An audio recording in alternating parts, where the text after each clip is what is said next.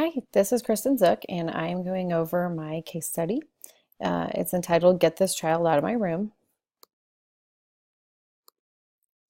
Summary, this is about Susan Green, who is a special education teacher that was just out of college, and she was hired at the Fulton School District.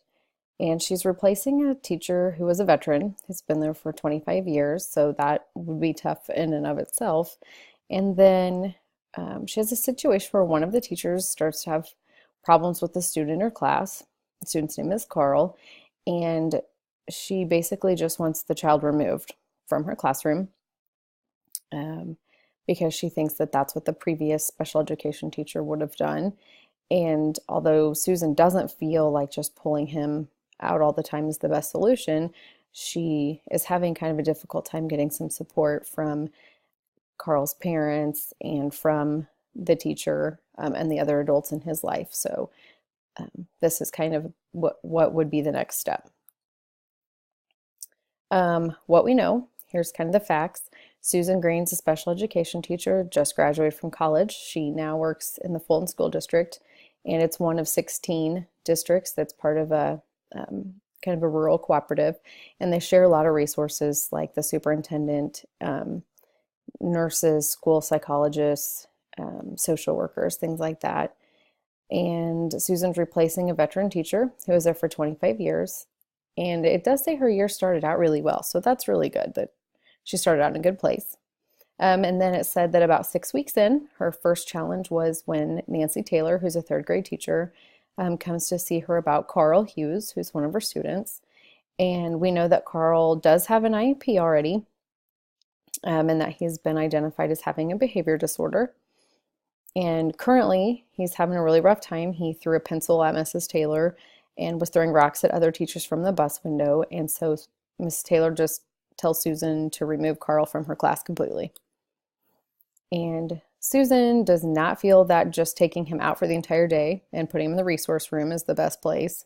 And so she'd like to set up a plan collaboratively with Mrs. Taylor, but Mrs. Taylor seems really exasperated with that and just doesn't want to do that, says it's not going to work, and just wants him removed.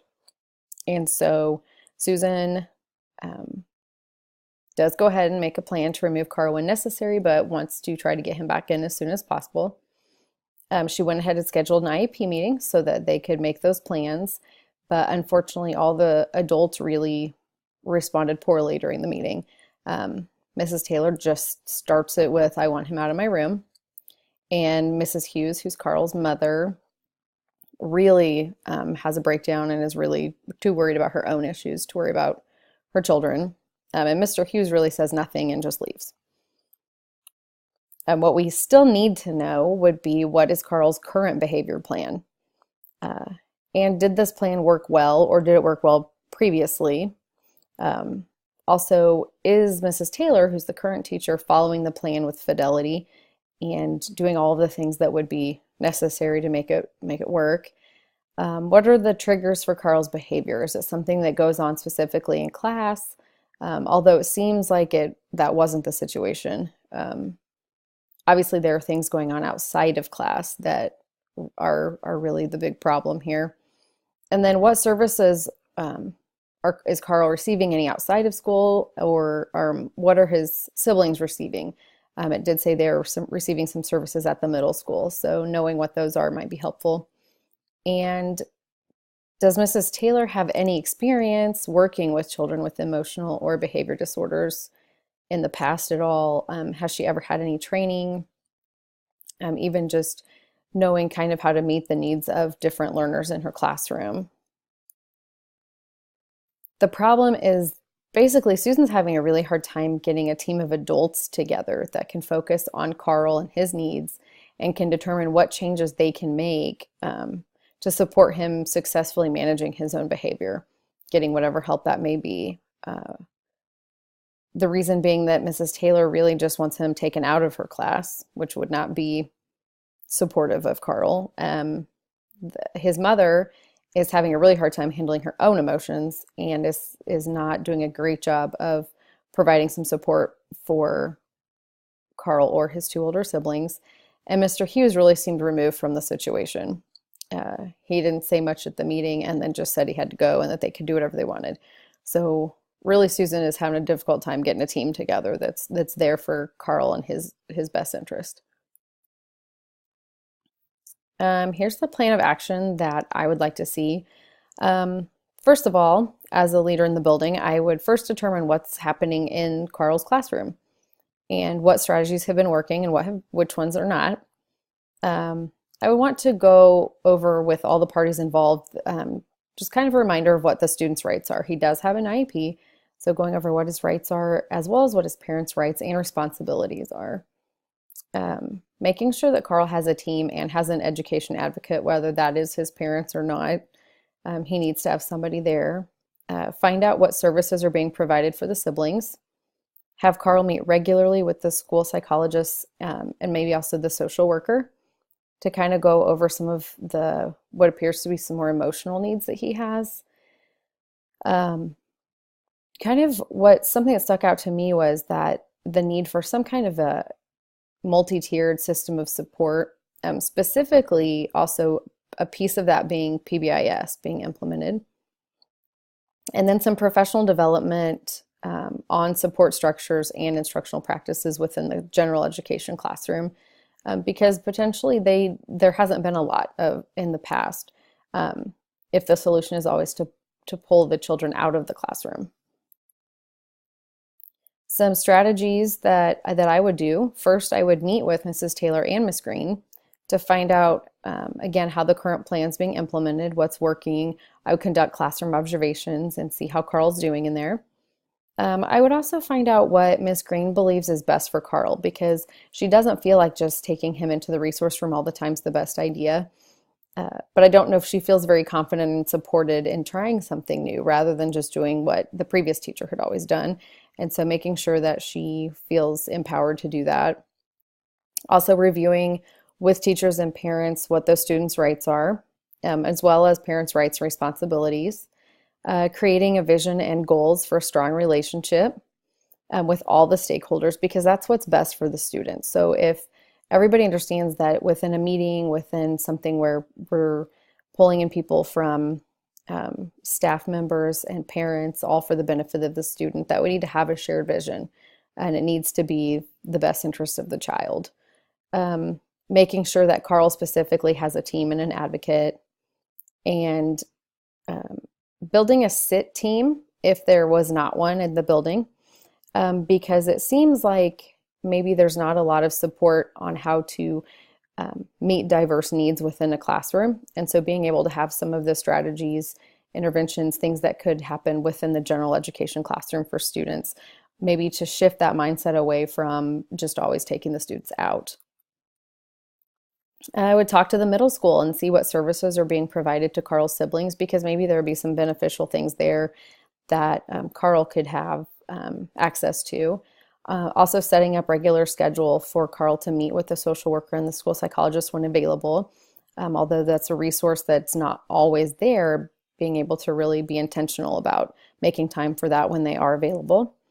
Also building a positive behavioral intervention support plan in the building, I think, would be really important, because it seemed like there was a lot of negativity focused on what behaviors were really bad and really poor behaviors, but not a lot of promotion or modeling of the appropriate behaviors. And so that might be something to kind of shift the mindset also in the building.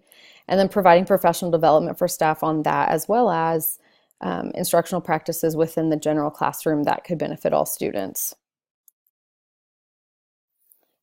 Promoting the success for all students by reviewing students' rights and parents' rights and responsibilities. I think it would be important because all stakeholders will know the importance of their role within that situation. Also implementing PBIS as part of that system. Teachers could look at students more as what they're doing well and how to actively promote good behaviors, how to model those, rather than always focusing on what's going poorly. And also, the more training that the teachers receive on how to meet the needs of students, they'll be more confident and be willing to try more things and to feel like they're able to handle those situations in the classroom themselves, and maybe prevent them from escalating to a higher level if possible.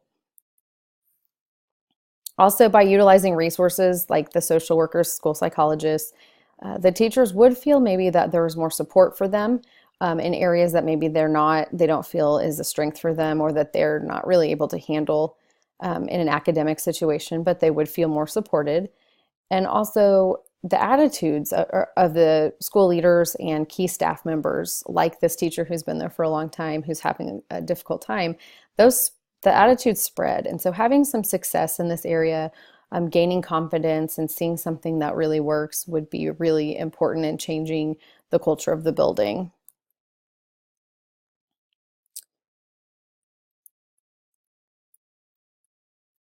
Kind of some reflections, my thoughts, feelings, and values. You can see there my thoughts are kind of how long has Carl demonstrated these behavior issues? How many of them are new because of the situation that he's in right now? And what did the past special education teacher do? Why did she always just remove Carl? Have the teachers in the building had training on educating all learners, ones with diverse needs? And does Mrs. Taylor really see Carl as a hurting little boy? Because that appears to be that she's kind of missing that part because she's so frustrated with the outward behaviors. I was very surprised that the expectation was just to remove Carl every day without any other sort of plan or any kind of problem solving. I was sad that the adults really seem to be ignoring Carl's needs in all of this because they're thinking about their own. I'm very frustrated that there does not seem to be a plan other than to just remove Carl. But also excited to see the changes that maybe Miss Green will bring, and also implementing a new positive system in the school. Values, that students need to be able to trust that all adults provide for their needs. And I'm not sure that Carl feels that way, and maybe he's not comfortable. Parental involvement is really important to the success of students, and his parents really don't seem to be very involved. Also, that all students are people first, and I feel like this teacher has sort of forgotten that. And that mindset and growth are so important to teaching and to be able to reach all learners. That maybe learning that there's a different way that you can do something, or that maybe you can handle something you didn't think you could handle before, is also really important. Some unresolved issues. First of all, that the school has really minimal resources, that it's sharing a lot, and that it also didn't seem to have a great system in place to support teachers and students, which I think would be especially important when you don't always have all of the resources available to you in terms of like other people that could be in the building to handle those situations. That training teachers who are there every day to be able to handle those would be really important. Also, the leaderships, like the superintendent, assistant superintendent, do not appear to be really involved or maintaining strong leadership or vision for the building, because it didn't appear that they provided a lot of guidance within the building, or were there a lot. And also that the staff needs more training and more opportunities for professional growth, because they didn't have a lot of solutions. So I'm not sure that they had all of the tools that they need to make those decisions. And so it would be the job of me as a leader in the building to provide more of those opportunities. Ways to promote the academic success of every student. When the teachers are more focused on meeting the needs of students within their classroom, they don't feel the need to remove them as much. And so the more that the students can stay in the regular education classroom, the more that they have access to the learning, the more that they have access to the same things the other students do, and they will be more successful.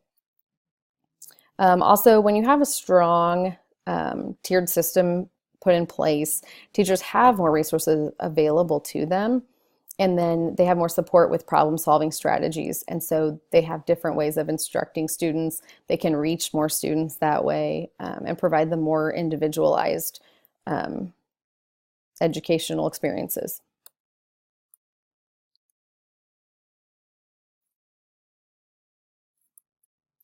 How to promote the personal well-being of every student. As a building leader, If you can create a team for those students, including